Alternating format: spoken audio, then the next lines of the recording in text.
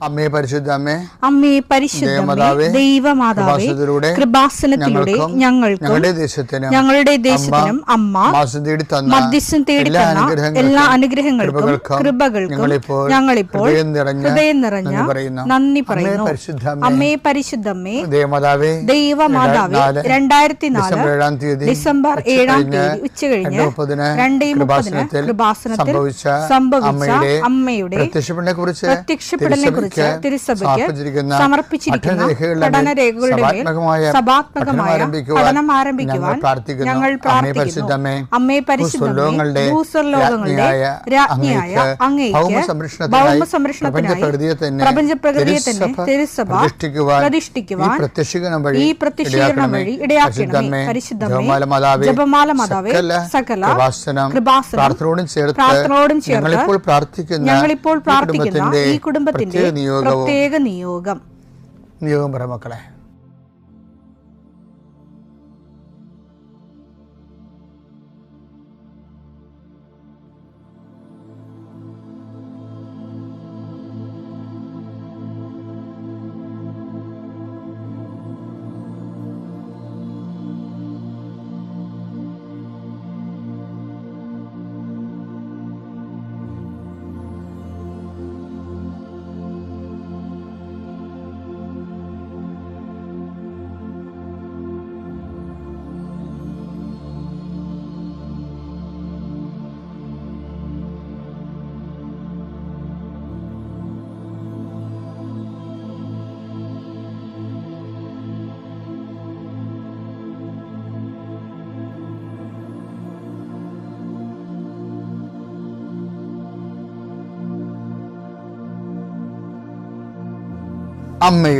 അമ്മയുടെ പ്രത്യക്ഷീകരണത്തിന്റെ ഈ അനുഗ്രഹവേളയിൽ ഞങ്ങൾക്ക് സാധിച്ചു തരുവാൻ കനിയണമേ. ആമേൻ. വിശ്വാസ പ്രമാണം.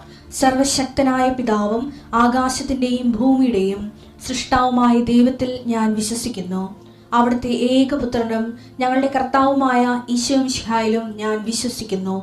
ഈ പുത്രൻ പരിശുദ്ധാത്മാവിനാൽ ഗർഭസ്ഥനായി കന്യകാമറിയത്തിൽ നിന്ന് പിറന്ന് പൊന്തിയോസ് പീലാത്തോസിന്റെ കാലത്ത് പീഡകൾ സഹിച്ച് കുരിശിൽ തറയ്ക്കപ്പെട്ട് മരിച്ച് അടക്കപ്പെട്ട് പാതാളങ്ങളിൽ ഇറങ്ങി മരിച്ചവരുടെ ഇടയിൽ നിന്ന് 3-ാം നാൾ ഉയർത്ത് സ്വർഗത്തിലേക്ക് എഴുന്നള്ളി സർവശക്തിയുള്ള പിതാവായ ദൈവത്തിന്റെ വലതുഭാഗത്തിരിക്കുന്നു.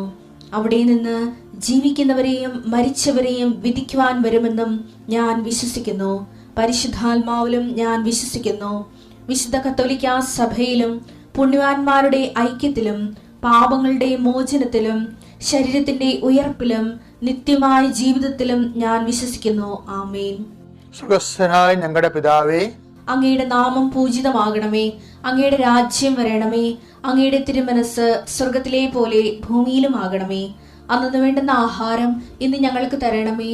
ഞങ്ങളോട് തെറ്റ് ചെയ്യുന്നവരോട് ഞങ്ങൾ ക്ഷമിക്കുന്നത് പോലെ ഞങ്ങളുടെ തെറ്റുകൾ ഞങ്ങളോടും ക്ഷമിക്കണമേ.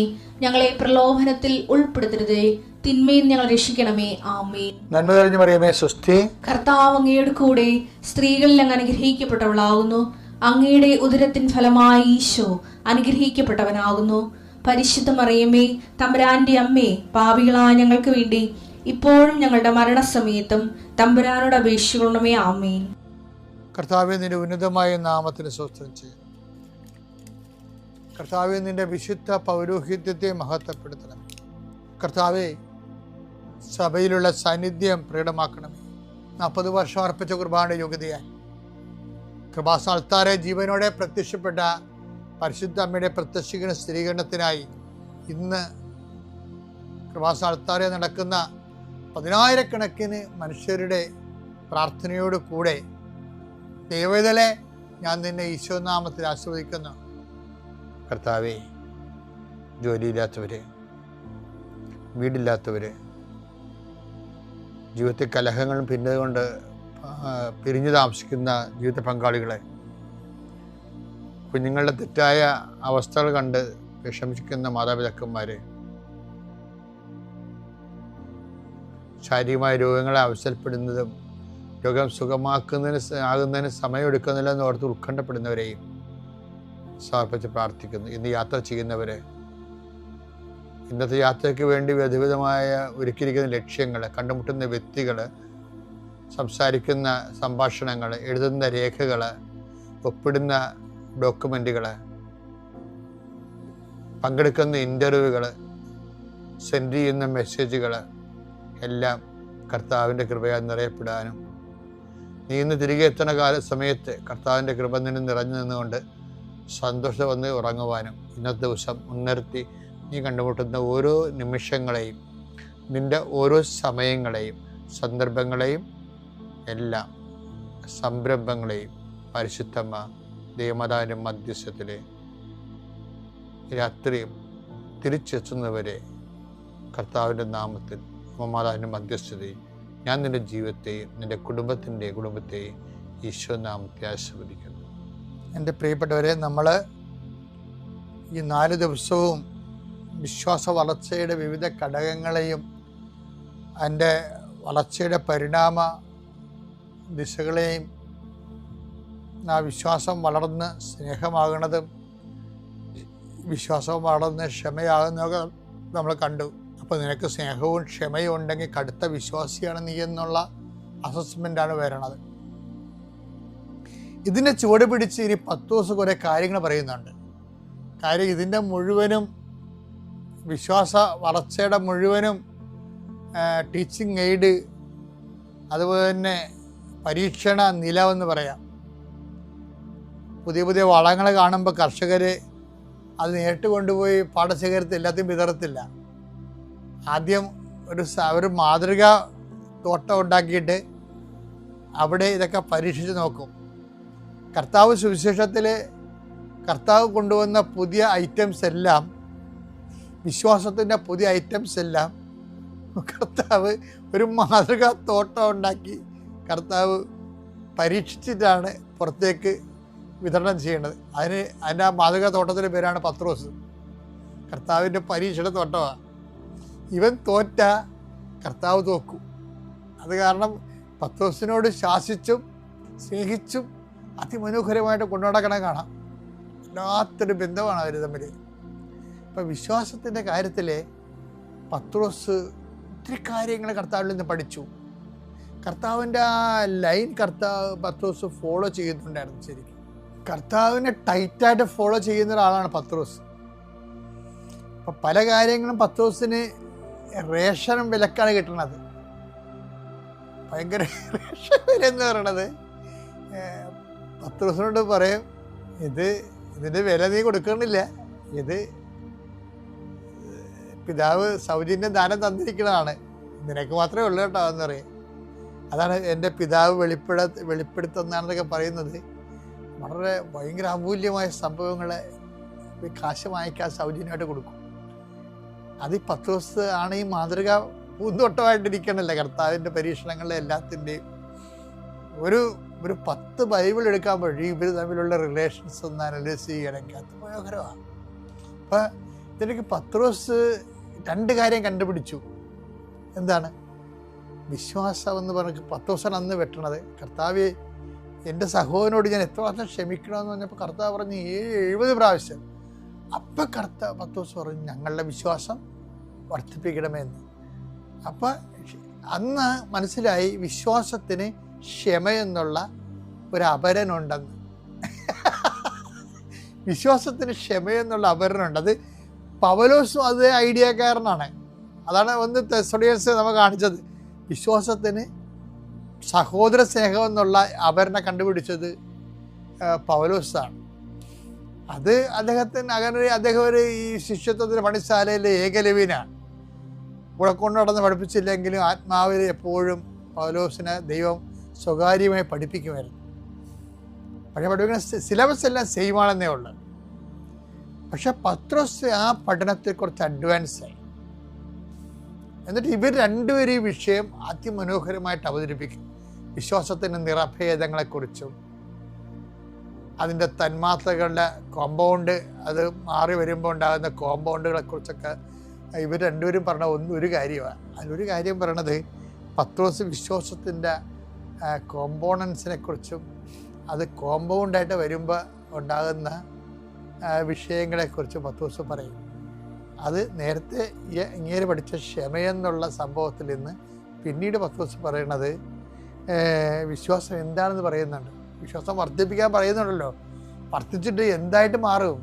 ഇപ്പം എല്ലാവരും പറയും വിശ്വാസം വർദ്ധിപ്പിക്കണമേ, വിശ്വാസം വർദ്ധിപ്പിക്കണമേ. വിശ്വാസം വർദ്ധിപ്പിച്ചാൽ എന്തായിട്ട് മാറും? എന്ത് നമ്മളിൽ കാണുമ്പോഴാണ് വിശ്വാസം വർദ്ധിച്ചു എന്ന് നമ്മൾ മനസ്സിലാക്കണത്. 2 പത്രോസിന് 1:5 ഇക്കാരണത്താൽ നിങ്ങളുടെ വിശ്വാസത്തെ സുകൃതം കൊണ്ടും വേണ്ട സംഭവം വെറുതെ വേണ്ട. എന്താ നേരത്തെ പറഞ്ഞത്? വിശ്വാസത്തെ സുകൃതം കൊണ്ടും സുകൃതത്തെ ജ്ഞാനം കൊണ്ടും ജ്ഞാനത്തെ ആത്മസംയമനം കൊണ്ടും ആത്മസംയമനത്തെ ക്ഷമ കൊണ്ടും ക്ഷമയെ ഭക്തി കൊണ്ടും ഭക്തിയെ സഹോദര സ്നേഹം കൊണ്ടും സഹോദര സ്നേഹത്തെ ഉപവി കൊണ്ടും സമ്പൂർണമാക്കാൻ നന്നായി ഉത്സാഹിക്കുവിൻ. വിശ്വാസം സമ്പൂർണ്ണമാക്കണമെങ്കിൽ അപ്പം എന്താണ് സമ്പൂർണ്ണമാക്കണത്? ശരിക്കും പറഞ്ഞാൽ വിശ്വാസമാണ് സമ്പൂർണ്ണമാക്കണത്. ഞങ്ങളുടെ വിശ്വാസത്തെ വർദ്ധിപ്പിക്കണമേ എന്ന് ഇവർ ലൂക്ക 17:5 പറഞ്ഞില്ലേ? ഈ വിശ്വാസം വർദ്ധിച്ചാൽ എങ്ങനെയാണ് ഇരിക്കണത്? അതെന്താണ്? ആദ്യം വിശ്വാസം വർദ്ധിക്കണത് എങ്ങനെയാണ്?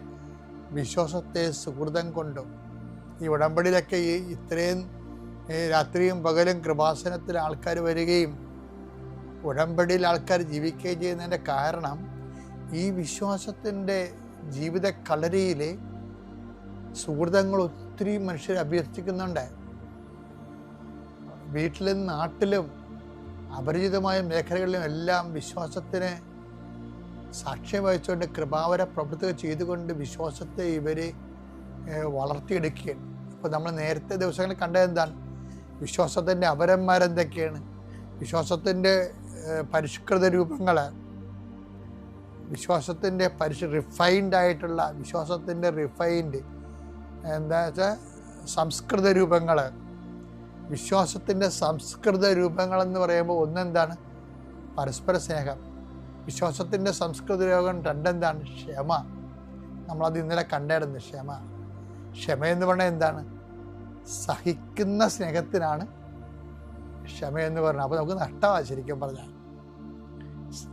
സ്നേഹം തന്നെയാണ്,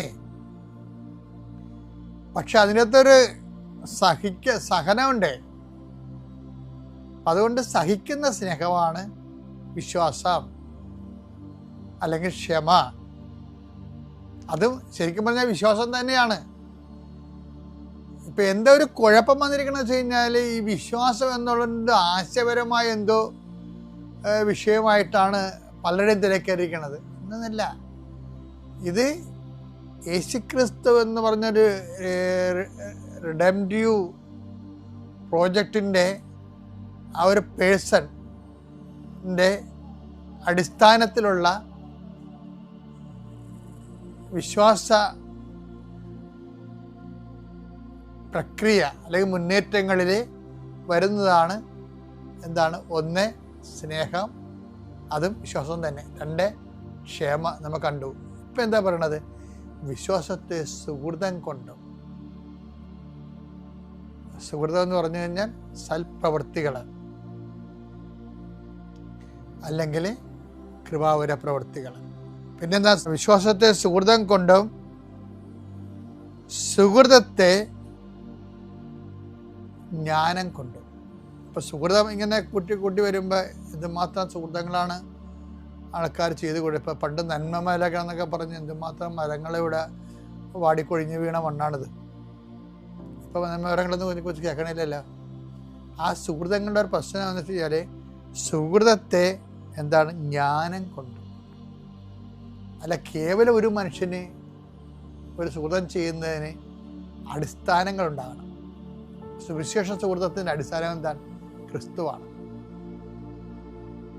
ക്രിസ്തുവാണ്. അപ്പം ക്രിസ്തു കേന്ദ്രീകൃതമായ പ്രവർത്തനങ്ങളാണ് ജ്ഞാനത്തിൽ വരുന്നത്. ജ്ഞാനം എന്ന് പറയുന്നത് അനുഭവം, അറിവും ആ എന്തിനു വേണ്ടിയാണ് ഇപ്പം സുഹൃതം ചെയ്യുന്നത്, സുഹൃതം ഒരാൾ ചെയ്യണത് എന്തിനു വേണ്ടിയാണ്? ക്രിസ്തുവിൻ്റെ നാമത്തെ മഹത്വപ്പെടുത്താൻ. അതാണ് എൻ്റെ ജ്ഞാനം എന്ന് പറയുന്നത്. ക്രിസ്തുവിൻ്റെ നാമത്തെ മഹത്വപ്പെടുത്താൻ അല്ലെങ്കിൽ ഇപ്പം ചില ആൾക്കാരെ വോട്ട് ചെയ്യാൻ വേണ്ടി സൈക്കിൾ കാറ് പിടിച്ചാൽ കൊണ്ടുപോകത്തില്ലേ? വോട്ട് ചെയ്ത് കഴിയുമ്പോൾ പിന്നെ ആ കാറും ഉണ്ടാകത്തില്ല, സൈക്കിളും ഉണ്ടാകത്തില്ല. അങ്ങനെ സുഹൃത്തം ചെയ്യുന്ന ആൾക്കാരില്ലേ നാട്ടിൽ? അതുപോലെ ജ്ഞാനമില്ല അതിനകത്ത്. നമുക്ക് സുഹൃത്തം ചെയ്യുമ്പോൾ ഒരു ജ്ഞാനമുണ്ട്. എന്താണ്? ക്രിസ്തുവിൻ്റെ നാമത്തെ മഹത്വപ്പെടുത്തുന്നതിന് വേണ്ടിയും ദൈവവചനത്തിൻ്റെ പൂർത്തീകരണത്തിന് വേണ്ടിയാണ് നമ്മൾ സൽപ്രവൃത്തികൾ ചെയ്യുന്നത്. ഇനിയിപ്പോൾ അടുത്ത ദിവസം പറയാം. ഇത് ഓരോ ദിവസം കേട്ടാൽ മതി. ഇപ്പം നിങ്ങൾ അതായത് ആദ്യം നമ്മൾ വിശ്വാസം സ്നേഹമാണെന്ന് കണ്ടു, വിശ്വാസം ക്ഷമയാണെന്ന് കണ്ടു, ഇപ്പോൾ വിശ്വാസം സുഹൃതമാണെന്ന് കണ്ടു, വിശ്വാസം ജ്ഞാനമാണെന്ന് കണ്ടു. അപ്പം നിങ്ങൾക്ക് ജ്ഞാനം ഉണ്ടെങ്കിൽ, സുഹൃതം ഉണ്ടെങ്കിൽ, ക്ഷമയുണ്ടെങ്കിൽ, സ്നേഹമുണ്ടെങ്കിൽ നിങ്ങൾക്ക് അടുത്ത വിശ്വാസിയാണെന്ന് അർത്ഥം. ആദ്യമേ തന്നെ പരിശുദ്ധ അമ്മയ്ക്കും ഈശോയ്ക്കും പരിശുദ്ധ അമ്മയ്ക്കും 100,000 നന്ദി പറയുന്നു.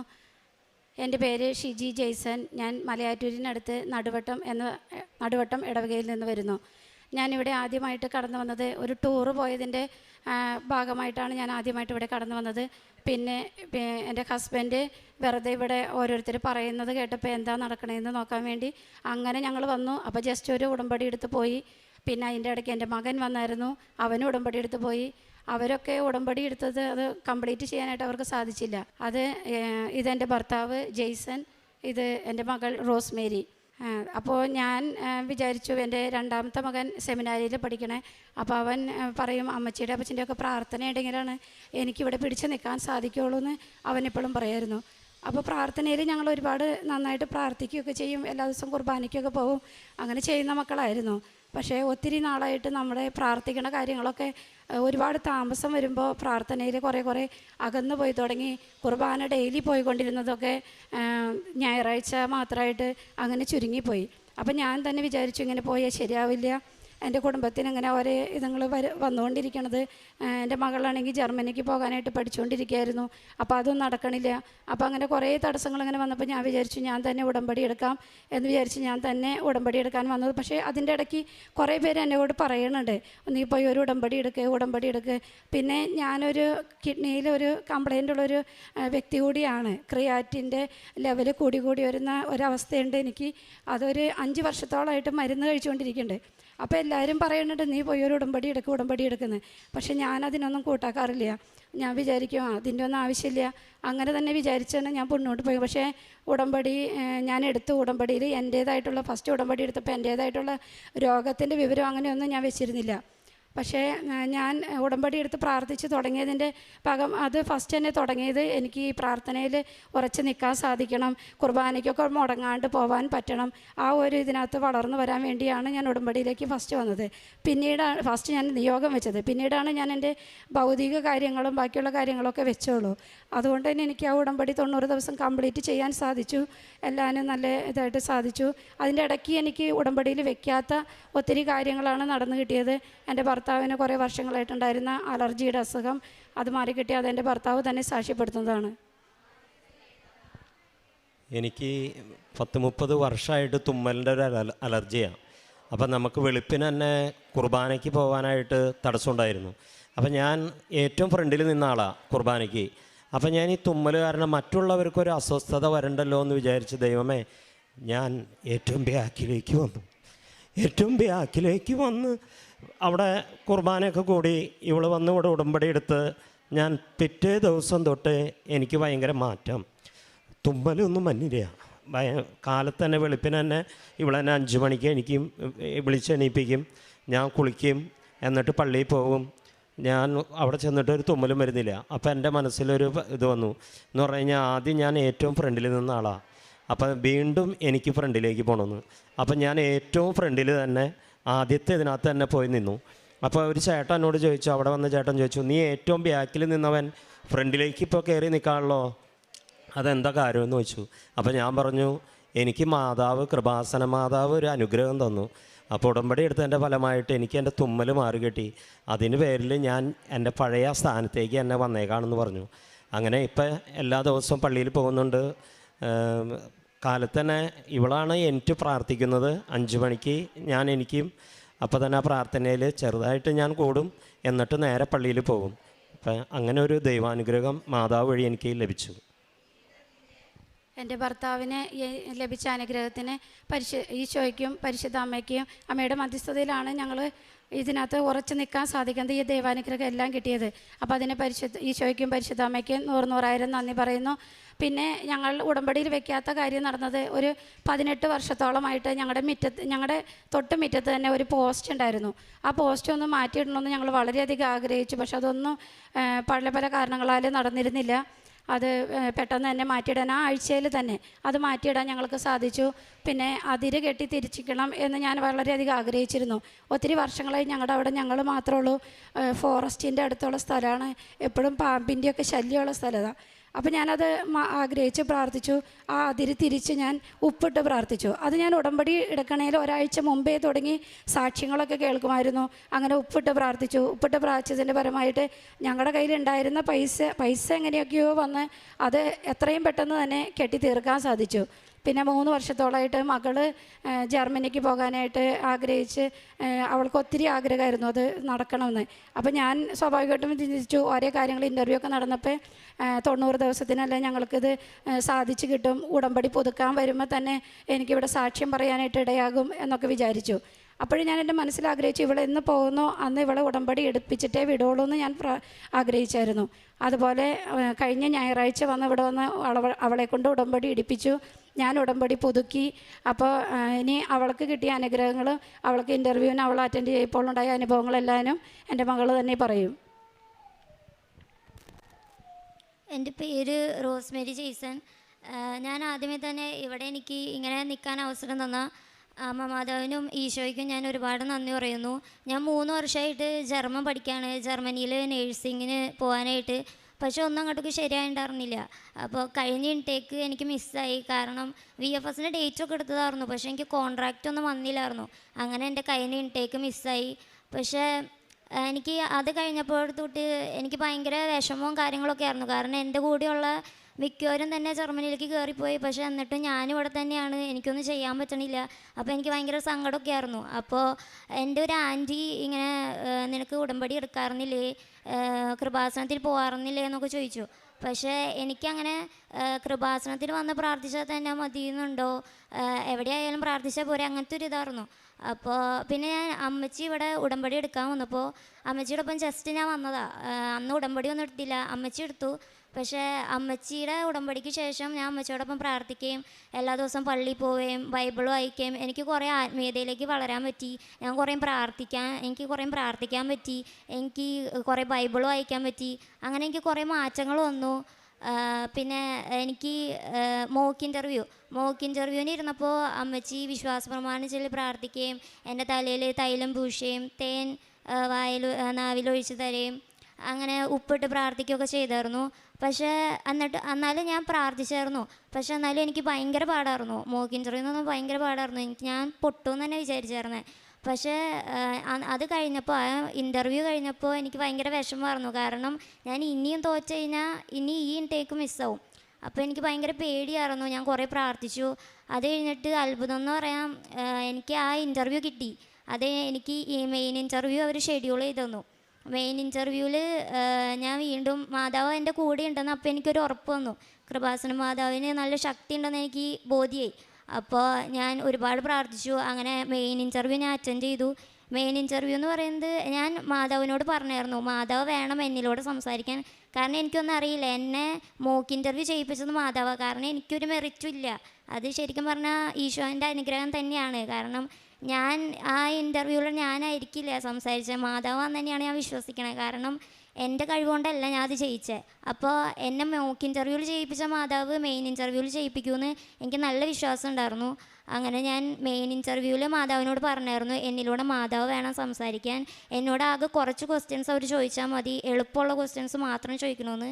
അങ്ങനെ എന്നെ കറക്റ്റ് അവർ അങ്ങനെ തന്നെ എന്നോട് ചോദിച്ചേ. ആകെ എന്നോട് കുറച്ച് ക്വസ്റ്റ്യൻസ് ചോദിച്ചോളൂ, എന്നോട് വളരെ എളുപ്പമുള്ള ക്വസ്റ്റ്യൻസ് മാത്രമേ ചോദിച്ചോളൂ. അങ്ങനെ അപ്പോൾ തന്നെ എനിക്ക് ഉറപ്പായി. അവരെന്നോട് പറഞ്ഞു ജർമ്മനൊക്കെ നല്ലതാണ്. അപ്പോൾ തന്നെ ഞാൻ ഉറപ്പിച്ചു, ഞാൻ എന്തായാലും ചെയ്യിക്കും. എനിക്ക് അതൊരു നല്ല വിശ്വാസം വന്നു. അങ്ങനെ പിന്നെ ഞാൻ ഇൻ്റർവ്യൂ ചെയ്യിച്ചു എന്ന് പറഞ്ഞു. അപ്പോൾ എനിക്ക് ഭയങ്കര വിശ്വാസമായി, ഭയങ്കര സന്തോഷമായി. അത് കഴിഞ്ഞ് പിന്നെ വിസയ്ക്ക് വെച്ചപ്പോൾ എനിക്ക് കുറേ തടസ്സങ്ങൾ വന്നു. ഇവിടെ ഞാൻ പോണന്ന് അമ്മച്ചി ഇവിടെ സാക്ഷ്യം പറയാൻ വരുമ്പോൾ ഞാൻ ഇവിടെ ഉടമ്പടി എടുക്കാമെന്ന് ഞാൻ വിചാരിച്ചായിരുന്നു. പക്ഷേ എൻ്റെ ഒന്നും അങ്ങോട്ടേക്ക് ശരിയാവണ്ടായിരുന്നില്ല. വിസയ്ക്ക് വെച്ചപ്പോഴും എൻ്റെ ആദ്യത്തെ വിസ VFS ഡേറ്റ് എടുത്തിട്ട് അന്ന് എൻ്റെ കോൺട്രാക്റ്റ് വന്നില്ല. അത് കഴിഞ്ഞ് വീണ്ടും രണ്ടാമത് വിസ വയ്ക്കായിരുന്നു. അത് ജനുവരി 8-ാം തീയതിയാണ് വിസ വെച്ചത്. അപ്പോൾ എനിക്കാണെങ്കിൽ ഫെബ്രുവരി 1-ാം തീയതി അവിടെ ജോയിനിങ് ഡേറ്റ് കോൺട്രാക്റ്റിൽ കൊടുത്തേക്കാം. അപ്പോൾ ഇത്രയും ദിവസം കൊണ്ട് വിസ വരുമെന്ന് എനിക്കറിയില്ല, കാരണം ആകെ കുറച്ച് സമയമുള്ളൂ. അപ്പോൾ എൻ്റെ ഒരു ഫ്രണ്ടിൻ്റെ ഇങ്ങനെ അവരുടെ ഇൻടേക്ക് മാറ്റി വെച്ചു, ആകെ കുറച്ച് സമയമുള്ളതുകൊണ്ട്. അപ്പോൾ എൻ്റെ ഇനി അങ്ങനെ സംഭവിക്കുമെന്ന് എനിക്ക് നല്ല ടെൻഷൻ ഉണ്ടായിരുന്നു. അപ്പോൾ ഞാൻ അമ്മച്ചിയുടെ ഒപ്പം കഴിഞ്ഞ ആഴ്ച 22-ാം തീയതി ജനുവരി വന്നിട്ട് ഉടമ്പടി എടുത്തതിന് ശേഷം എനിക്ക് മെയിൽ വന്നു, ഇത് അപ്രൂവായി, മെയിൽ അവിടെ നിന്ന് ഡിസ്പാച്ചായി എന്നൊക്കെ പറഞ്ഞ് എനിക്ക് ഇത് വന്നു. ഇന്നലെ ഉച്ചയോട് കൂടി എനിക്ക് വിസ കയ്യിൽ കിട്ടി. ഇന്നലെ തന്നെ ടിക്കറ്റ് എടുത്തു. നാളെ ഞാൻ രാവിലെ പോവാണ് ജർമ്മനിക്ക്. 7:50-ൻ്റെ ഫ്ലൈറ്റാണ്. പിന്നെ എനിക്ക് പറയാനുള്ളത്, എനിക്ക് ആദ്യത്തെ മെയിൻ ഇൻ്റർവ്യൂ ഒരു ദിവസമായിരുന്നു. അന്ന് എനിക്ക് ആ മെയിൻ ഇൻ്റർവ്യൂ നടന്നില്ല. അന്ന് ഞാൻ വിചാരിച്ചു ആ മെയിൻ ഇൻ്റർവ്യൂ എന്തിനായിരിക്കും മാറ്റി വെച്ചാൽ അതങ്ങോട്ട് നടന്നു പോയായിരുന്നെങ്കിൽ എനിക്ക് കുറച്ച് സമാധാനമായിട്ടിരിക്കാമായിരുന്നു. പക്ഷെ പിന്നെയാണ് മനസ്സിലായി അത് എന്തിനാണ് മാറ്റി വെച്ചതെന്ന്. കാരണം എൻ്റെ ഒരു ഫ്രണ്ട് എൻ്റെ വീടിൻ്റെ അടുത്തൊരു മരണം നടന്ന കാരണം അവിടെ മൊത്തം ഒച്ചപ്പാടും ഇതൊക്കെയായിരുന്നു, ഭയങ്കര ഒച്ചയൊക്കെയായിരുന്നു. അപ്പോൾ ഞാൻ ഏജൻസിയിൽ പോയിട്ട് ഇൻ്റർവ്യൂ അറ്റൻഡ് ചെയ്യാമെന്ന് വിചാരിച്ചായിരുന്നേ. അപ്പോൾ ഞാൻ സാധാരണ വീട്ടിലിരുന്നാണ് അറ്റൻഡ് ചെയ്യണേ. വീട്ടിലിരിക്കുമ്പോൾ ആ ഒരു സമാധാനവും ആ ഒരു കംഫർട്ടൊക്കെ ഉണ്ടാവുമല്ലോ. അപ്പോൾ അങ്ങനെ എന്നിട്ട് ഞാൻ ഏജൻസിയിൽ പോയിട്ടിരുന്ന് അറ്റൻഡ് ചെയ്യാമെന്ന് വിചാരിച്ചു. പക്ഷേ അന്ന് അവരുടെ ജർമ്മനിയിൽ അവിടുത്തെ ആ ഇൻ്റർവ്യൂ അവിടെ മാറ്റി വെച്ചു. അങ്ങനെ എൻ്റെ ഒരു ഫ്രണ്ട് ഏജൻസിയിലിരുന്ന് അറ്റൻഡ് ചെയ്തു. പക്ഷെ അവൾക്ക് ഭയങ്കര പാടായിരുന്നു. കാരണം അവളോട് ആ ഏജൻസിയിലിരുന്നപ്പോൾ അവിടെ ഇരിക്കുന്ന സാധനങ്ങളുടെ ഇതും അങ്ങനത്തെ കാര്യങ്ങളൊക്കെ ചോദിച്ചാൽ അതൊക്കെ എന്നോട് എങ്ങാനും ചോദിച്ചിരുന്നെങ്കിൽ ഞാൻ പൊട്ടിയേനെ. എനിക്ക് അത് ജയിക്കാൻ പറ്റില്ലായിരുന്നു. അപ്പോൾ ഞാൻ വിശ്വസിക്കണേ മാതാവാണ് എന്നെ ആ ഇൻ്റർവ്യൂ വേറൊരു ദിവസത്തേക്ക് ആക്കുകയും എനിക്കത് ജയിക്കാൻ പറ്റിയത് മാതാവിൻ്റെ ഒരു കൃപ കൊണ്ട് മാത്രമാണ്, ഈശോനെ അനുഗ്രഹിച്ചുകൊണ്ട് മാത്രമാണെന്ന് ഞാൻ വിശ്വസിക്കുന്നു.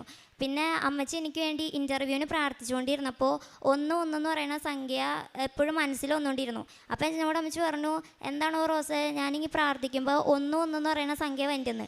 അപ്പോൾ ഞാൻ വിചാരിച്ചു ചിലപ്പോൾ ഒരാൾ ജയിക്കുമെന്നോ അല്ലെങ്കിൽ 1-ാം തീയതി ആണ് ഇൻ്റർവ്യൂന്നോ അങ്ങനെ എന്തെങ്കിലും ആയിരിക്കുമെന്നാണ് ഞാൻ വിചാരിച്ചായിരുന്നേ.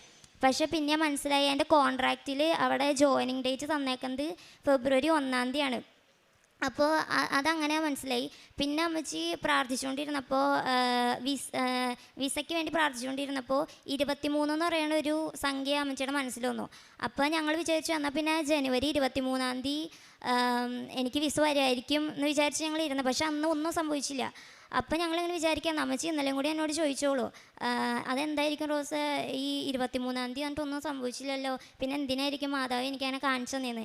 പിന്നെ ഞാൻ ജസ്റ്റ് ഒന്ന് വിസ വെച്ചപ്പോൾ തൊട്ട് ഇന്നലെ വരെയുള്ള ഡേറ്റ് ഞാൻ എണ്ണി നോക്കിയപ്പോഴാണ് കറക്റ്റ് 23-ാമത്തെ ദിവസം. കാരണം ഞാൻ ജനുവരി 8-ാം തീയതി വെച്ചു, എനിക്ക് വിസ ഇന്നലെ ഉച്ചയ്ക്ക് കിട്ടി. കറക്റ്റ് 23 ദിവസമായപ്പോൾ എനിക്ക് വിസ കയ്യിൽ കിട്ടി. അത് മാതാവിൻ്റെ വലിയൊരു വെളിപ്പെടുത്തലാണെന്ന് ഞാൻ വിശ്വസിക്കുന്നു. പിന്നെ ഞങ്ങളിവിടെ 7-ാം തീയതി ഡിസംബർ 7-ാം തീയതി അമ്മയുടെ പ്രത്യക്ഷീകരണത്തിൻ്റെ ദിവസം വന്ന് ഇവിടെ പാസ്പോർട്ട് വെച്ച് മാതാവിൻ്റെ രൂപത്തും വെച്ച് പ്രാർത്ഥിക്കുകയൊക്കെ ചെയ്തു. ഇവിടെ ഒരു 5 മണിക്കൂറോടെ ഞങ്ങൾ നിന്നായിരുന്നു. അതും ഞങ്ങൾക്ക് വലിയൊരു അനുഗ്രഹത്തിന് കാരണമായി. ഒരുപാട് നന്ദിയുണ്ട്. ഈ അനുഗ്രഹമൊക്കെ തന്ന ഈശോയ്ക്കും മാതാവിനും ഒരുപാട് നന്ദി പറയുന്നു. പിന്നെ ഒരു കാര്യം കൂടി, അവൾക്ക് ഫെബ്രുവരി 1-ാം തീയതിയാണ് അവിടെ കയറണമെന്ന് പറഞ്ഞിരുന്നെങ്കിലും 1-ാം തീയതി അവിടെ ചെല്ലണം, 3-ാം തീയതി ക്ലാസ് തുടങ്ങുള്ളൂ. അപ്പോൾ 2 ദിവസം കൂടി ഞങ്ങൾക്ക് നീട്ടി കിട്ടി. അതുകൊണ്ടാണ് നാളെ രാവിലത്തെ ഫ്ലൈറ്റിന് പോയിട്ട് അവിടെ ചെന്ന് കയറാനായിട്ടുള്ള സൗകര്യം അതും മാതാവ് നേരത്തെ തന്നെ ഞങ്ങൾക്ക് ഒരുക്കി വെച്ചിരുന്നു. ഇത്രയും അനുഗ്രഹങ്ങൾ ഈശോയിൽ നിന്ന് വാങ്ങിത്തന്ന പരിശുദ്ധ അമ്മയ്ക്കും ദൈവകുമാരനും 100,000 നന്ദി പറയുന്നു. പ്രേക്ഷിത പ്രവർത്തനമായിട്ട് ഞാൻ ഇവിടുന്ന് ചെയ്യണത്, ഞാൻ ഉടമ്പടി എടുത്ത് എല്ലാ മാസവും തന്നെ ഇവിടെ വന്നതെന്ന് തന്നെ പറയാം. മൂന്ന് മാസം ഇവിടെ വന്നു. ഇതിൻ്റെ പത്രിക ഇത് മേടിച്ചുകൊണ്ട് പോകും, കൃപാസന പത്രം മേടിച്ചുകൊണ്ട് പോകുമ്പോൾ ഞാൻ വീട്ടിൽ നിന്ന് ജോലിക്കൊന്നും പോവാത്തത് കൊണ്ട് ഞങ്ങൾ കുടുംബമായിട്ടാണ്, ഭർത്താവാണ് പത്രം കൊടുക്കണത്. ഞങ്ങൾ തന്നെ ഒരുമിച്ചാണ് ഉടമ്പടി എടുത്തതാണ്. അപ്പോൾ ഭർത്താവ് എല്ലാ പത്രവും കൊണ്ട് കൊടുക്കും. പിന്നെ ഉടമ്പടി പുതുക്കി ഇപ്പോൾ കിട്ടിയ പത്രവും കൊടുത്ത് തീർന്നിടതേ ഉള്ളൂ. കഴിഞ്ഞ ഞായറാഴ്ചയാണ് ഉടമ്പടി പുതുക്കിയത്. അപ്പം ഇനി 2-3 കൂടി അതിനകത്ത് ബാക്കിയുള്ളൂ, അത് കൊടുക്കണം. പിന്നെ ഞങ്ങളോട് ചോദിക്കുന്നവർക്ക് നമ്മളെ കൊണ്ട് കഴിയണ സഹായങ്ങൾ ഒക്കെ ചെയ്തു കൊടുക്കാറുണ്ട്. പിന്നെ ഭക്ഷണപ്പൊതി ഒരു പ്രാവശ്യം അങ്ങനെ കൊണ്ടു കൊടുത്തു. പിന്നെ അവിടെ അടുത്ത് ഒരു മാനസികമായിട്ട് ബുദ്ധിമുട്ട് അനുഭവിക്കുന്ന കുറച്ച് പേര് താമസിക്കുന്നുണ്ട്, സിസ്റ്റേഴ്സ് നടത്തണേ. അവിടെ കൊണ്ടുപോയിട്ട് ഒരു ദിവസം ഭക്ഷണം കൊടുത്തായിരുന്നു. പിന്നെ ഞാൻ ഡെയിലി അച്ഛൻ്റെ ഡെയിലി ബ്രെഡ് കൂട്ടാറുണ്ട്. പിന്നെ ഞങ്ങളുടെ വീട്ടിൽ ഞങ്ങൾ വലിയ സ്പീക്കറൊക്കെ മേടിച്ച് വെച്ചിട്ടാണ് അവിടെ സാക്ഷ്യങ്ങളൊക്കെ ഇട്ടുകൊണ്ടിരിക്കണേ. അങ്ങനെ ചൊവ്വാഴ്ചയിൽ ഉടമ്പടി പ്രാർത്ഥനയും എല്ലാം മുടങ്ങാണ്ട് ഞങ്ങൾ കൂടുന്നുണ്ട്. ഇത്രയും വലിയ അനുഗ്രഹങ്ങൾ തന്ന ഈശോയ്ക്ക് 100,000 നന്ദി. ഞങ്ങൾക്ക് മാധ്യസ്ഥം തന്ന പരിശുദ്ധ അമ്മയ്ക്ക് 100,000 നന്ദി പറയുന്നു. ആത്മീയ ജീവിതമായിട്ട് ഞാൻ ഡെയിലി കുർബാനയ്ക്ക് പോകാനൊക്കെയിട്ടൊക്കെ അങ്ങനെ ഇത് മടിയായിരുന്നു. ഇപ്പോൾ എല്ലാ ദിവസവും തന്നെ കുർബാനയ്ക്ക് പോകണു. പിന്നെ വെളുപ്പിനൊക്കെ എഴുന്നേറ്റ് പ്രാർത്ഥിക്കാൻ സാധിക്കുന്നുണ്ട്. കൊന്ത ചെല്ലാനും അങ്ങനെ 2 ആഴ്ച കൂടുമ്പോൾ കുമ്പസാരിക്കുന്നുണ്ട്. അങ്ങനെ നിത്യാരാധനയിൽ പോയിരുന്ന് പ്രാർത്ഥിക്കാൻ പറ്റണു. അങ്ങനെ ഒരുപാട് ആത്മീയമായിട്ട് ഞങ്ങൾ ഈശോ വളർത്തി. അതിനും ഈശോയ്ക്കും പരിശുദ്ധാമ്മയ്ക്കും 100,000. തിരുകുമാരനും 1000 നന്ദി. എൻ്റെ പേര് ഡെൽമ. ഞാൻ പറവൂർ സെൻറ്റ് ജോസഫ് ഇടവക ആലപ്പുഴയിൽ നിന്ന് വരുന്നു. എനിക്ക് മാതാവ് ഒരു ഗവൺമെൻറ് ജോലി നൽകി അനുഗ്രഹിച്ചതിന് നന്ദി പറയാനാണ് ഞാൻ വന്നത്. ഞാൻ 10 വർഷമായിട്ടുള്ള എൻ്റെ ഏറ്റവും വലിയൊരാഗ്രഹമായിരുന്നു ഒരു ഗവൺമെൻറ് ജോലി എന്നുള്ളത്. അതും ഞാൻ നഴ്സാണ്. നഴ്സിംഗായിട്ട് തന്നെ എനിക്ക് കിട്ടണമെന്ന് വലിയൊരാഗ്രഹമായിരുന്നു. 2019 നവംബറിലാണ് ഞാൻ ഇവിടെ വന്ന് ഉടമ്പടി എടുക്കുന്നത്. പക്ഷെ മാതാവിൻ്റെ തീരുമാനങ്ങളൊക്കെ ഒത്തിരി വേറെയായിരുന്നെന്ന് എനിക്ക് തോന്നുന്നത്. കാര്യം വെച്ചാൽ ഞാൻ ഒത്തിരി ഫൈനാൻഷ്യലി ഒട്ടും സ്റ്റേബിൾ അല്ലാത്തൊരു ഫാമിലിയിൽ നിന്നായിരുന്നു ഞാൻ വരുന്നത്. അപ്പം മാതാവിന് തോന്നിയതായിരിക്കും എന്നെ ഫൈനാൻഷ്യലി സ്റ്റേബിളാക്കിയിട്ട് എൻ്റെ ആഗ്രഹം സാധിച്ചു തരാനായിരിക്കും. ഞാൻ ഉടമ്പടി എടുത്ത ഉടനെ തന്നെ എൻ്റെ മനസ്സിൽ തോന്നി ഞാൻ GNM നേഴ്സാണ്, പോസ്റ്റ് BSc പഠിക്കണമെന്ന് എനിക്ക് തോന്നി. അങ്ങനെ ഞാൻ പോസ്റ്റ് BSc എടുത്തു. ഒത്തിരി ലിമിറ്റേഷൻസൊക്കെ ഉണ്ടെങ്കിലും ഞാൻ ജോലി ചെയ്തുകൊണ്ട് തന്നെ എനിക്ക് പോസ്റ്റ് BSc കംപ്ലീറ്റ് ചെയ്യാൻ പറ്റി. അതും ഫസ്റ്റ് ക്ലാസ്സോടുകൂടി തന്നെ ഞാൻ പാസ്സായി ഇറങ്ങിക്കഴിഞ്ഞ് ഇവിടെ വന്ന് മാതാവിനോട് പ്രാർത്ഥിച്ചു, മാതാവേ എനിക്കൊരു ഗവൺമെൻറ് ജോലി നൽകി അനുഗ്രഹിക്കണമെന്ന്. പക്ഷേങ്കിൽ എനിക്ക് എങ്ങനെയാണെന്ന് അറിയത്തില്ല, ഒരിക്കലും ഞാൻ പ്രതീക്ഷിക്കാത്തൊരു കാര്യമാണ്. എനിക്ക് മസ്കറ്റിൽ മിനിസ്ട്രിയിൽ ഒരു ഗവൺമെൻറ്റിൻ്റെ ഇൻ്റർവ്യൂ വന്നു. പെട്ടെന്ന് തന്നെ മനസ്സിൽ തോന്നി ഞാൻ ആ എക്സാം എഴുതാൻ വേണ്ടി പ്രോമെട്രി എഴുതാൻ. എനിക്ക് മലയാളം മീഡിയത്തിൽ പഠിച്ചത് കാരണം ഇംഗ്ലീഷ് ഞാൻ പഠിക്കുന്ന കാര്യങ്ങൾ ഒത്തിരി നേരെ ഇരുന്ന് കഷ്ടപ്പെട്ട് പഠിച്ച് ഞാൻ എഴുതി വെക്കുന്നതല്ലാണ്ട് ഒരു OMR ക്വസ്റ്റ്യൻസ് ഒന്നും എന്നെക്കൊണ്ട് എഴുതാൻ അത്രയും ഞാൻ ആയിട്ടില്ല. കാരണം ഞാൻ കുറേ നേരം എനിക്കിത് വായിച്ചു കഴിഞ്ഞാൽ കുറച്ച് നേരം പിടിക്കും എനിക്കിത് മനസ്സിലാക്കി വരാൻ. അപ്പോൾ ഷോർട്ട് ക്വസ്റ്റ്യൻസൊക്കെ എനിക്ക് ഒത്തിരി ഞാൻ പുറകോട്ടാണ്. എഴുതുന്നത് അത്രയും ഞാൻ എഴുതി വയ്ക്കും, അല്ലാണ്ട് ഷോർട്ട് ക്വസ്റ്റ്യൻസ് എനിക്ക് ഒത്തിരി പാടാണ്. എന്നെയാണ് മാതാവ് 100-ൽ 93 മാർക്ക് നൽകി പ്രോമെട്രിനെ പാസ്സാക്കി. അതുപോലെ തന്നെ അതിൻ്റെ ഇൻ്റർവ്യൂ ബാംഗ്ലൂർ വെച്ചായിരുന്നു.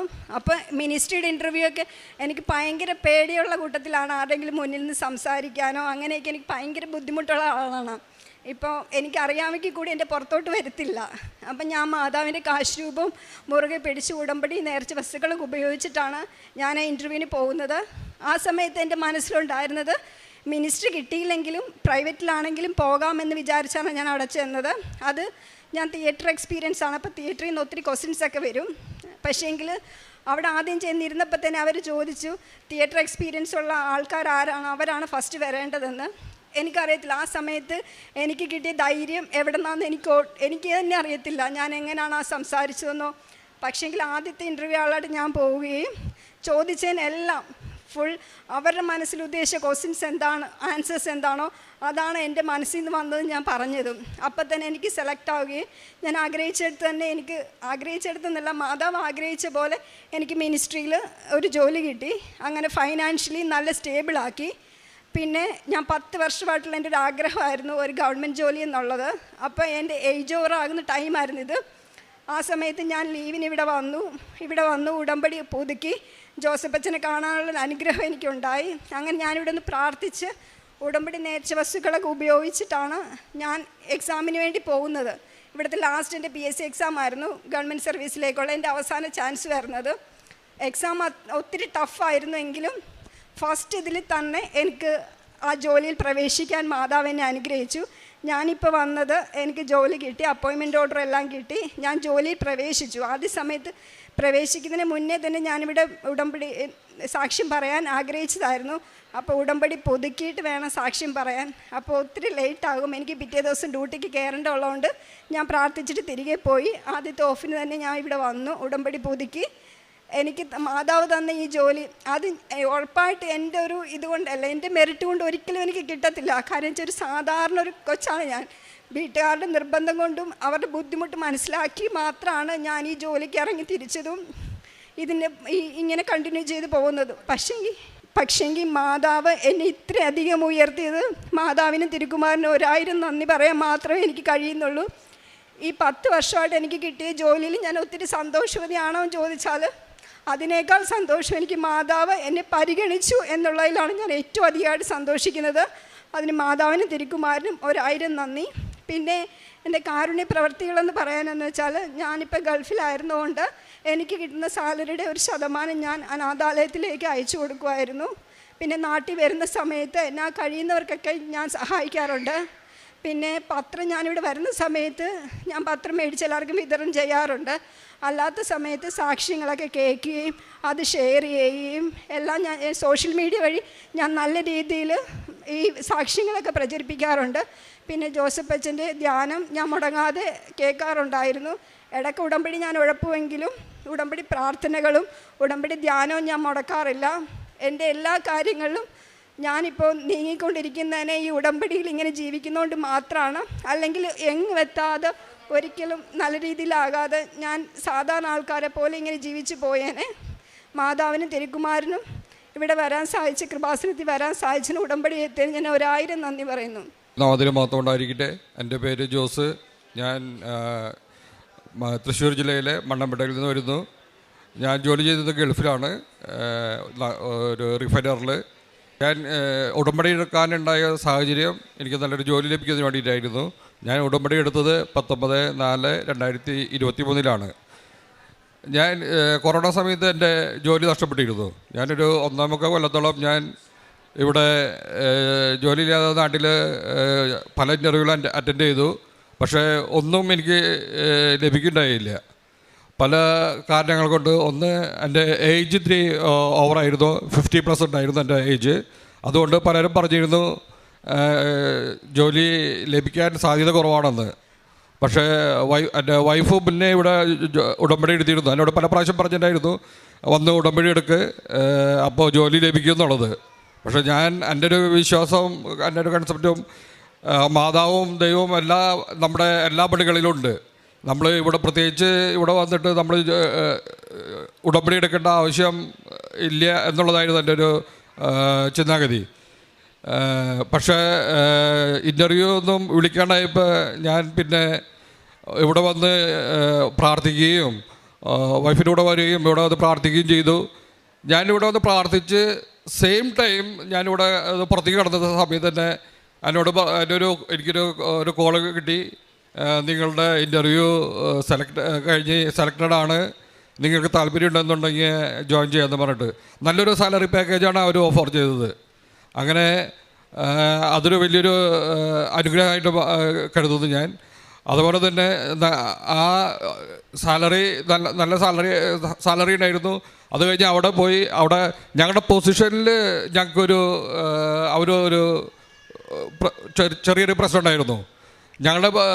ഞങ്ങൾ പറഞ്ഞ പൊസിഷനിലല്ല അവിടെ ചെന്നപ്പോൾ അവർ ഞങ്ങൾക്ക് തന്നത്. ഞങ്ങൾ ടെക്നിക്കൽ ഇതിലായിരുന്നു ഞങ്ങളെ ഓഫർ ചെയ്തിരുന്നത്. അവിടെ ചെന്നപ്പോൾ അത് റിലീവർ പോസ്റ്റിലാണ് അവർ തന്നിരുന്നത്. അപ്പോൾ ഞങ്ങൾ പലപ്പോഴും പറഞ്ഞു അത് നിങ്ങൾ ഇൻ്റർവ്യൂ ചെയ്തത് ടെക്നിക്കൽ പോസ്റ്റിലാണ്, റിലീവർ പോസ്റ്റിലല്ല. അപ്പോൾ അവർ പറഞ്ഞത് റിലീവർ പോസ്റ്റ് ഇപ്പോൾ ഉള്ളൂ, അത് ഇത് കഴിഞ്ഞിട്ട് ഇനി അത് ടെക്നിക്കൽ പോസ്റ്റ് വരുള്ളൂ എന്ന് പറഞ്ഞു. ഞാനത് കഴിഞ്ഞിട്ട് 1 വർഷം കഴിഞ്ഞിട്ട് ഇവിടെ വന്നു. ഞാനിവിടെ വന്ന് ഉടമ്പടി പുതുക്കി. സെയിം ആ ഒരു മാസം തന്നെ ഞാൻ പിന്നെ ഒന്നും പറഞ്ഞിരുന്നില്ല. ഞാനിവിടെ നാട്ടിലായിരുന്നു. ഞാൻ തിരിച്ചു ചെന്നപ്പോൾ എന്നോട് പറഞ്ഞത് നിങ്ങളുടെ എല്ലാവരുടെയും പൊസിഷൻ ചേഞ്ച് ആയിട്ടുണ്ട്, സാലറി ഓഫറെല്ലാം പഴയ ഇതിലേക്ക് അതിലും നല്ല സാലറി ഓഫർ പുതുക്കി കിട്ടി. അതുപോലെ അത് എന്നോട് ഞാൻ ചെന്നപ്പോൾ എന്നോട് സൂപ്പർവൈസർ പറഞ്ഞത് നിൻ്റെ ഒരു ആളുടെ ഇതുകൊണ്ടാണ് മറ്റുള്ളവർക്കും അത് ഉപകാരമായതെന്നുള്ളതാണ് എന്നോട് പറഞ്ഞത്. അപ്പോൾ ഞാൻ വിചാരിക്കുന്നത് ഞാൻ എന്നാണോ അവിടെ സാലറി ഉടമ്പടി പുതുക്കാൻ വന്നത് ആ സെയിം മന്തിലാണ് അവിടെ ഞങ്ങളുടെ പൊസിഷനെല്ലാം ചേഞ്ച് ആയത്, സാലറി ഇൻക്രീസ് ആയി കിട്ടി. അതുപോലെ തന്നെ രണ്ടാമതുണ്ടായിരുന്നത് ഞങ്ങളുടെ മെഡിക്കലുണ്ട്. ഞാൻ റിഫൈനറിലാണ് ജോലി ചെയ്യുന്നത്. അപ്പോൾ എല്ലാ വർഷത്തിലും ഞങ്ങൾക്ക് മെഡിക്കലുണ്ട്, പീരിയോഡിക് മെഡിക്കൽ എക്സാം. ഞാൻ 2 പ്രാവശ്യം അതിനകത്ത് ഫെയിലായിപ്പോയി. അപ്പോൾ എന്നോട് പലരും പറഞ്ഞു പല തരത്തിലുള്ള ഇതിൻ്റെ എളുപ്പവഴികളുണ്ട്, നീ അത് അതേപോലെ ചെയ്യാൻ പറഞ്ഞു. ഞാൻ പറഞ്ഞു ഞാൻ ഉടമ്പടിയിലാണ്, എനിക്കങ്ങനെ ചെയ്യാൻ പറ്റില്ല എന്ന് പറഞ്ഞു. അങ്ങനെ ഞാൻ തൈലവും ഉപ്പും ഉപയോഗിച്ച് ഞാൻ മെഡിക്കൽ ടെസ്റ്റ് 3ാമത് ടെസ്റ്റിന് പോയി. ഭാഗ്യം എന്ന് പറയട്ടെ അത് പാസ്സായി. അപ്പോൾ എന്നോട് ഡോക്ടർ ചോദിച്ചു ഇതെങ്ങനെയാണ് പാസ്സായെന്നുള്ളത്. അപ്പോൾ ഞാൻ പറഞ്ഞു എനിക്കറിയില്ല, അത് ദൈവത്തിൻ്റെ അനുഗ്രഹമായിരിക്കും എന്ന് പറഞ്ഞു. അയാളങ്ങനെ ഓക്കെ എന്ന് പറഞ്ഞു പോയി. പക്ഷെ എനിക്കറിയായിരുന്നു അത് ഇവിടെ വന്ന ഉടമ്പടി എടുത്ത് എൻ്റെ നമ്മൾ ഉപയോഗിച്ച തേനും ഉപ്പും തൈലത്തിൻ്റെയും സംരക്ഷണമായിരുന്നു എന്നുള്ളത്. അതുപോലെ തന്നെ ഞങ്ങൾക്കൊരു ആഗ്രഹം ഉണ്ടായിരുന്നു നല്ലൊരു വീട് പണിയണം. അപ്പോൾ അതിന് വേണ്ടിയിട്ട് കുറച്ച് കാലങ്ങളായി ഞങ്ങൾ പരിശ്രമിക്കുന്നത് നല്ലൊരു വീട് പണിയണം എന്നുള്ളത്. അപ്പോൾ ഞങ്ങൾ സാമ്പത്തികമായിട്ട് വലിയ പ്രശ്നങ്ങളില്ല, പക്ഷേ എന്നാലും നല്ലൊരു വീട് പണിയുമ്പോൾ അതിൻ്റേതായിട്ടുള്ള ചില ബുദ്ധിമുട്ടുകളൊക്കെ ഉണ്ട്. അപ്പോൾ 2 പ്ലോട്ടുണ്ട് എനിക്ക്. അപ്പോൾ അത് വിറ്റ് നമുക്ക് അതിൻ്റെ എല്ലാ സാമ്പത്തിക പ്രശ്നങ്ങളും തീരും എന്നുള്ളതായിരുന്നു എൻ്റെ ഒരു കൺസെപ്റ്റ്. ഞങ്ങൾ വിൽക്കാൻ ശ്രമിക്കുമ്പോൾ നമ്മൾ പ്രതീക്ഷിക്കുന്ന വില കിട്ടണില്ല. അങ്ങനെ വൈഫും ഞാനും കൂടി 2 സ്ഥലത്തും കൊണ്ടുപോയിട്ട് ഉപ്പും തൈലവും ഇട്ട് പ്രാർത്ഥിച്ചു. അതിൻ്റെ ഫലമായിട്ട് യാതൊരു കുഴപ്പം കൂടാതെ ഞങ്ങളുടെ വീട് പണിക്ക് കഴിയണതിന് മുന്നേ തന്നെ 2 വസ്തുവും വിറ്റ് പോകാനും അതിൻ്റെ ആ പൈസ കൊണ്ട് വീട് പണിയാനും സാധിച്ചു. അതുപോലെ അതാണ് എനിക്ക് ലഭിച്ച അനുഗ്രഹങ്ങൾ. അതുപോലെ തന്നെ പ്രേക്ഷിത പ്രവർത്തനമായിട്ട് നമുക്ക് ഗൾഫിൽ ഇങ്ങനെ പോലെ പ്രേക്ഷിത പ്രവർത്തനമൊന്നും ചെയ്യാൻ പറ്റില്ല. എന്നിരുന്നാലും അവിടെ പുറത്ത് ജോലി ചെയ്യുന്ന മറ്റുള്ള കൺട്രികളെ സഹോദരങ്ങളുണ്ടായിരിക്കും, അവർക്ക് നമ്മളെ കൊണ്ടാകാവുന്ന തരത്തിലുള്ള സാമ്പത്തികമായിട്ടുള്ള സഹായങ്ങൾ കൊടുക്കാറുണ്ട്.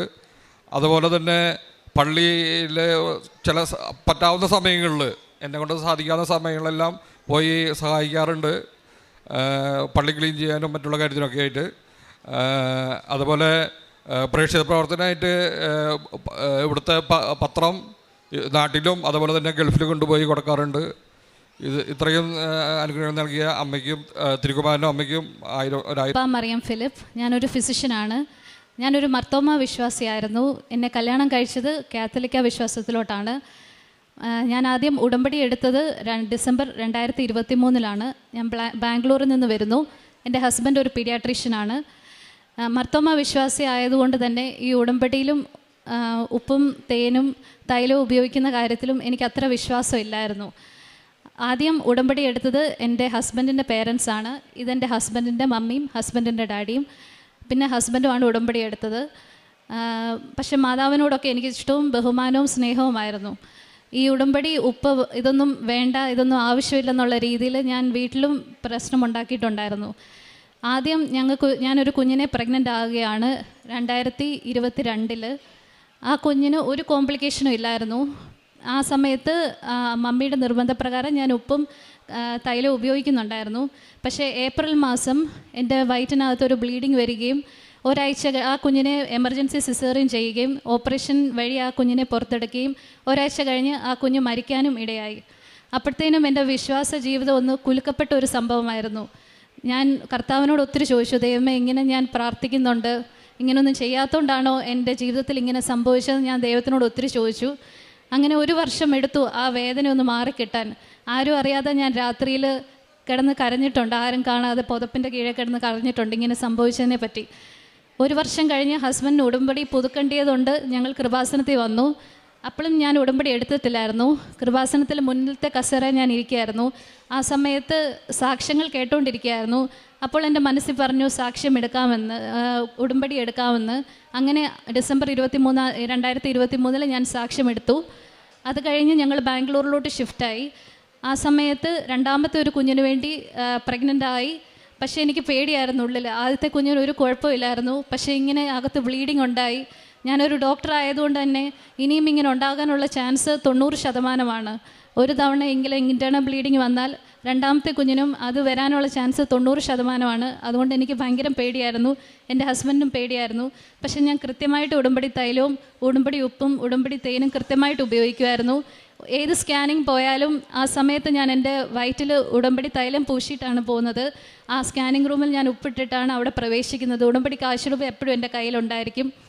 അത് കഴിഞ്ഞ് ഷുഗർ ഉണ്ടോ എന്നൊരു സംശയമുള്ള സമയത്ത് എൻ്റെ ബ്ലഡ് ടെസ്റ്റ് ചെയ്യാൻ വേണ്ടി കൊടുത്തപ്പോഴും എൻ്റെ കയ്യിൽ ഞാൻ ഉടമ്പടി തൈലം പൂശിയിട്ടാണ് ഞാനാണെങ്കിൽ ബ്ലഡ് ടെസ്റ്റും കൊടുത്തത്. ആ റിപ്പോർട്ടും ആ സ്കാനും എല്ലാം നോർമലായിട്ട് വന്നു. ഏപ്രിൽ 12 ഞങ്ങൾക്കൊരു ആൺകുട്ടി ജനിച്ചു. ഏറ്റവും മാതാവ് തന്ന ആരോഗ്യമുള്ള ഒരു ആൺകുട്ടി, ഒരു കോംപ്ലിക്കേഷനും ഇല്ലാതെ ഒരു ആൺകുട്ടിയെ ദൈവം ഞങ്ങൾക്ക് തന്നു. ഏത് ദിവസമാണോ ആദ്യത്തെ കുഞ്ഞിനെ എടുത്തത് അതേ ദിവസം തന്നെ രണ്ടാമത്തെ കുഞ്ഞിനെ, ആരോഗ്യമുള്ളൊരു കുഞ്ഞിനെ ദൈവം തന്ന് ഞങ്ങളെ അനുഗ്രഹിച്ചു. ഇത് ഞങ്ങളുടെ ഒന്നാമത്തെ സാക്ഷ്യം. രണ്ടാമത്തെ സാക്ഷ്യം, ഞങ്ങളുടെ ജീവിതം ഒന്ന് ക്രമീകരിക്കാൻ പറ്റി. എല്ലാ കുടുംബ പ്രാർത്ഥനയും അങ്ങനെ ഒന്നുമില്ലായിരുന്നു, നന്നായിട്ടില്ലായിരുന്നു. അങ്ങനെ പള്ളിയിൽ പോകണമെന്ന് പറഞ്ഞാൽ ഞായറാഴ്ച ദിവസം പള്ളിയിൽ പോകും. പക്ഷേ ഉടമ്പടി എടുത്തേ പിന്നെ ജീവിതം നന്നായിട്ട് ക്രമീകരിക്കാൻ പറ്റി. ദൈവത്തോട് കൂടുതലായിട്ട് അടുക്കാൻ പറ്റി. മാതാവിനെ കൂടുതൽ അറിയാൻ പറ്റി. ഞങ്ങളുടെ ജീവിതത്തിൽ കുടുംബ പ്രാർത്ഥന വരാൻ തുടങ്ങി. മാതാവിനോടുള്ള വിശ്വാസം വരാൻ തുടങ്ങി. എന്ത് ചെറിയ സാഹചര്യമാണെങ്കിലും എന്ത് ചെറിയ കാര്യമാണെങ്കിലും ഉപ്പും തേനും തൈലവും ഉപയോഗിച്ച് തന്നെ മുന്നോട്ട് പോകാൻ വേണ്ടിയുള്ളൊരു വിശ്വാസം ഞങ്ങളിൽ വർദ്ധിച്ചു. മൂന്നാമത്തെ സാക്ഷ്യമെന്ന് പറഞ്ഞു കഴിഞ്ഞാൽ, ഹസ്ബൻഡിൻ്റെ പപ്പയ്ക്ക് പെട്ടെന്നൊരു വയറുവേദന വരികയും പാൻക്രിയാറ്റൈറ്റിസ് എന്നൊരു അസുഖം പിടിപെടുകയും ചെയ്തു. ആ അസുഖം വരുന്നത് ഈ പ്രായമുള്ള ഒരാൾക്ക് സാധാരണ എന്തെങ്കിലും ക്യാൻസറോ അങ്ങനെ എന്തെങ്കിലും വലിയ കോംപ്ലിക്കേഷൻ ഉണ്ടാകുമ്പോഴാണ് ആ അസുഖം വരുന്നത്. അപ്പോൾ ഞങ്ങൾ വയറ്റിൽ ഉടമ്പടി തൈലം പുരട്ടി സ്കാൻ ചെയ്തു. CT സ്കാൻ ചെയ്ത സമയത്ത് ആ അസുഖം പൂർണ്ണമായി മാറി. ആ സ്കാനിങ് റിപ്പോർട്ട് എല്ലാം നോർമലായിട്ട് വന്നു. ഒരു കുഴപ്പമില്ല, ഒരു കോംപ്ലിക്കേഷനും ഇല്ലെന്ന് പറഞ്ഞു. പിന്നെ പ്രേക്ഷിത പ്രവർത്തനമായിട്ട് ഞങ്ങൾ കൃപാസന പത്രം എല്ലാ ഭാഷയിലും ഞങ്ങൾ കൃപാസന പത്രം ഡിസ്ട്രിബ്യൂട്ട് ചെയ്യും. ഏത് പള്ളിയിൽ പോയാലും കൃപാസന പത്രം അവിടെ ചുമ്മാതിരിക്കുന്ന കാണാറുണ്ട്. ആ കൃപാസന പത്രം എടുത്ത് ഞാൻ എല്ലാവർക്കും കൊടുക്കാറുണ്ട്. കഴിഞ്ഞ ദിവസം സെബസ്ത്യാനോസ് പുണ്യാളൻ്റെ പള്ളിയിൽ പോയപ്പോഴും 2 കെട്ട് കൃപാസന പത്രം അവിടെ സ്റ്റാൻഡിൽ ഇരിക്കുന്ന കണ്ടു. ആ പത്രം എല്ലാം നമ്മൾ നേരിട്ടെടുത്ത് എല്ലാവർക്കും ഡിസ്ട്രിബ്യൂട്ട് ചെയ്തു, മാതാവിനെ പറ്റി പറഞ്ഞ്. പിന്നെ പ്രേക്ഷിത പ്രവർത്തനമായിട്ട് ഞങ്ങൾ പാവപ്പെട്ട രോഗികളെ പോയി കാണാറുണ്ട്.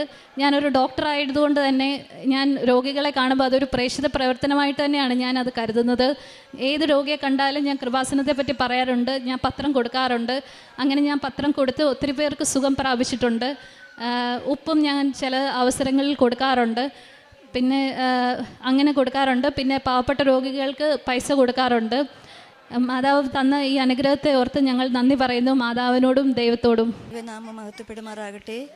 ഈ ആൾത്തരിയിൽ പാപിയായി എനിക്കും ഒരു എളിയ സാക്ഷിയായി നിൽക്കുവാൻ പരിശുദ്ധ അമ്മയും ഈശോയും ഒരുക്കി തന്ന ഈ വലിയ അനുഗ്രഹത്തിനായി ദൈവത്തിന് ആദ്യമായി നന്ദി പറയുന്നു. ഞാൻ ഏകദേശം 10 വർഷത്തോളമായി പരിശുദ്ധ അമ്മയെക്കുറിച്ചും കൃപാസനത്തെക്കുറിച്ചും ഒക്കെ അറിയാൻ സാധിച്ചത്. അത് ഞാനൊരു പ്രൈവറ്റ് സ്കൂളിൽ പിയൂണായിട്ട് ജോലി നോക്കുകയായിരുന്നു. അവിടെ ഒരു ഹൈന്ദവ കുടുംബത്തിലെ ഒരു അമ്മ കൃപാസന പത്രം എനിക്ക് കൊണ്ടു തന്നു.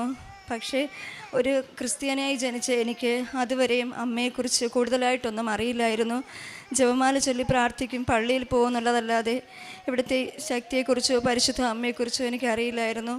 പക്ഷേ ആ പത്രം കിട്ടിയെങ്കിലും എനിക്ക് കൂടുതലായിട്ട് പ്രാർത്ഥിക്കുവാനോ ഇവിടെ വരുവാനോ ഒന്നും തോന്നിയിരുന്നില്ല. എന്നാൽ ആ പത്രം ഞാൻ എൻ്റെ വീട്ടിൽ കൊണ്ടുപോയി വെച്ചു. എൻ്റെ ഹസ്ബൻഡ് അതെടുത്ത് വായിക്കുമായിരുന്നു എപ്പോഴും. എനിക്കത് പിന്നെ ഞാനൊരു സാക്ഷ്യങ്ങൾ കുറേശ്ശെ എന്നോട് പറയുകയും അത് ഞാൻ വായിക്കാനും തുടങ്ങി. അത് വായിച്ചു കഴിഞ്ഞപ്പോൾ ഒരു ദിവസം എൻ്റെ ഹസ്ബൻഡ് എന്നോട് പറഞ്ഞു, നമുക്കൊരു ദിവസം ഈ പള്ളിയിലൊന്ന് പോകണമല്ലോ എന്ന്. പക്ഷേ ഞാൻ പറഞ്ഞു, തിരുവനന്തപുരത്തിന് പുറത്ത് ഒരു സ്ഥലത്തും പോയിട്ടില്ലാത്ത എൻ്റെ ഹസ്ബൻഡ് അങ്ങനെ പറഞ്ഞപ്പോൾ ഞാൻ പറഞ്ഞത് ഒത്തിരി ദൂരെയാണ് ആലപ്പുഴ, നമ്മളെങ്ങനെ പോവും, നമുക്ക് പോകണം അവിടെ ഒരു ദിവസമെന്ന്. അങ്ങനെ എൻ്റെ ഹസ്ബൻഡ് ആദ്യമായിട്ട് യൂട്യൂബിൽ ധ്യാനം കൂടുകയും സാക്ഷ്യങ്ങളൊക്കെ കേൾക്കാനും തുടങ്ങി. എൻ്റെ വിശ്വാസം പതിയെ കൂടി വന്നു. അങ്ങനെ ഞാൻ 18 വർഷമായിട്ട് പ്രൈവറ്റ് സ്കൂളിൽ ജോലിക്കാണ് പോയത്. അവിടെ ഒത്തിരി കഠിനമായ ജോലികൾ എനിക്ക് ചെയ്യേണ്ടി വന്നു.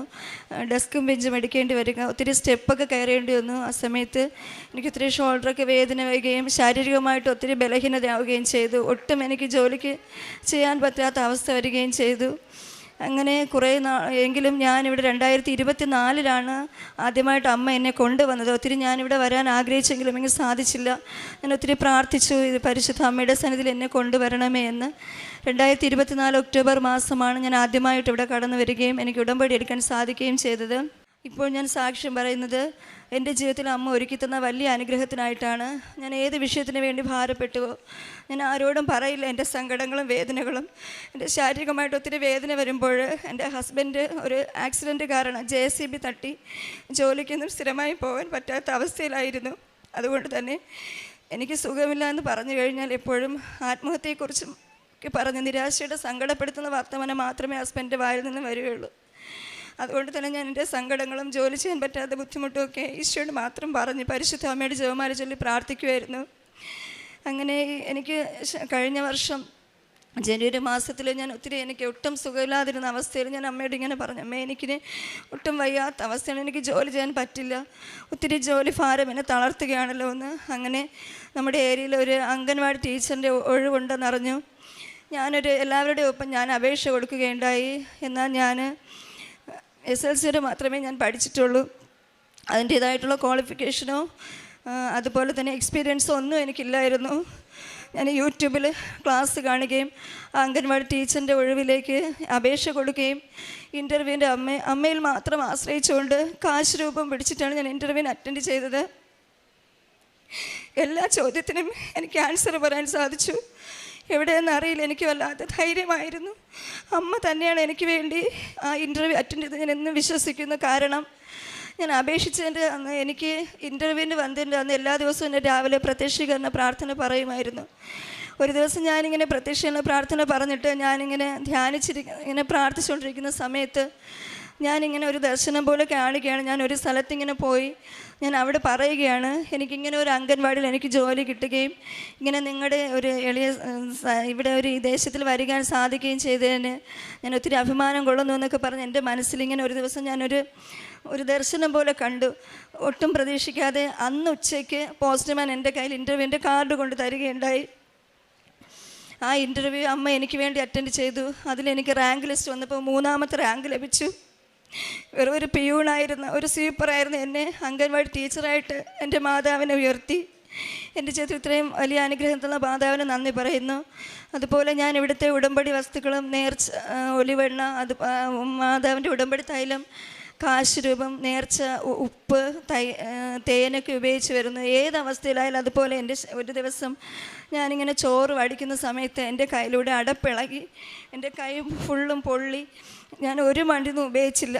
ആ ഉടമ്പടി തൈലം ഇട്ട് പൂശുകയും എൻ്റെ കൈ അമ്മയുടെ ആ ഉടമ്പടി കാശ് രൂപം വെച്ച് പ്രാർത്ഥിക്കുകയും ചെയ്തു.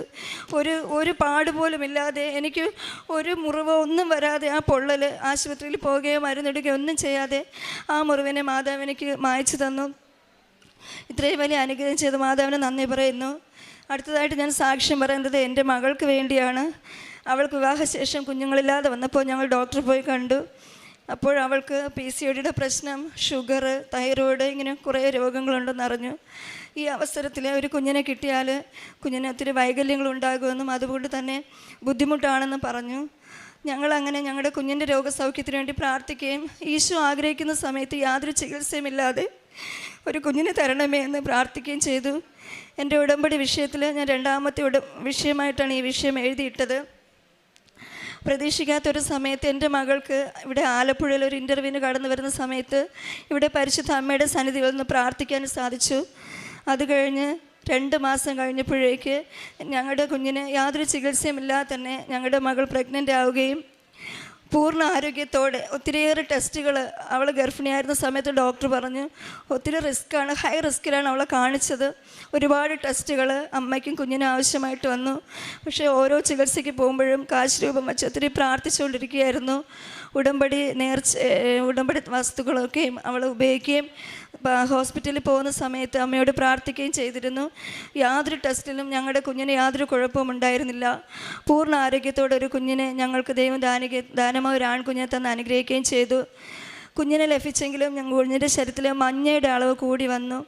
അമ്മയുടെ പാല് കുടിക്കുന്നതിനനുസരിച്ച് കുഞ്ഞിൻ്റെ ശരീരത്തിലെ മഞ്ഞയുടെ അളവ് കൂടി വരികയും ബ്ലഡ് ഗ്രൂപ്പുകൾ തമ്മിൽ വ്യത്യാസമുണ്ടായിരുന്നു അമ്മയ്ക്കും കുഞ്ഞിനും തമ്മിൽ. അതുകൊണ്ട് തന്നെ മഞ്ഞയുടെ അളവ് കുഞ്ഞിൻ്റെ ശരീരത്തിൽ കൂടി വരികയും ചെയ്തപ്പോൾ ഡോക്ടർ പറഞ്ഞു, കുഞ്ഞിൻ്റെ ശരീരത്തിൽ മഞ്ഞയുടെ അളവ് ക്രമാതീതമായി വർദ്ധിക്കുന്നതുകൊണ്ട് തന്നെ തൽക്കാലത്തേക്ക് അമ്മയുടെ പാല് കൊടുക്കണ്ട എന്നും, അതുപോലെ തന്നെ ഇനി ഒരു ടെസ്റ്റ് ചെയ്യുന്ന സമയത്ത് ഈ മഞ്ഞയുടെ അളവ് ഇതുപോലെ നിൽക്കുകയാണെങ്കിൽ കുഞ്ഞിൻ്റെ ശരീരത്തിലെ ബ്ലഡ് കംപ്ലീറ്റ് മാറ്റി പുതിയ ബ്ലഡ് അടയ്ക്കേണ്ടി വരികയും ചെയ്യുമെന്ന് പറഞ്ഞു.